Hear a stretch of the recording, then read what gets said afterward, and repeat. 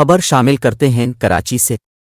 P T I نے 9 مئی کو جو کیا وہ ریاست پاکستان پر حملہ تھا۔ وزیر اعظم شہباز شریف نے کہا ہے کہ چیئرمین پی ٹی آئی بین الاقوامی ذرائع ابلاغ کے ساتھ اپنے انٹرویوز میں کھلے عام اور جان بوجھ کر غلط معلومات فراہم کر رہے ہیں۔ شہباز شریف نے ٹویٹ کیا کہ 9 مئی کے بعد کے واقعات کو یا انسانی حقوق کی خلاف ورزیوں اور سیاسی احتجاج کے حق کو سلب کرنے کے طور پر ان کی وضاحت نہ صرف گمراہ کن ہے، اس کا مقصد ملک سے باہر رائے سازوں کو جوڑ توڑ اور ان پر دباؤ ڈالنا ہے۔ انہوں نے کہا کہ میں سیاق و سباق کو درست کرتا ہوں۔ ان کی پارٹی نے 9 مئی کو جو کیا وہ ریاست پاکستان پر ایک ڈٹائی سے حملہ تھا جس میں مذموم ارادے اور مذموم مقاصد تھے۔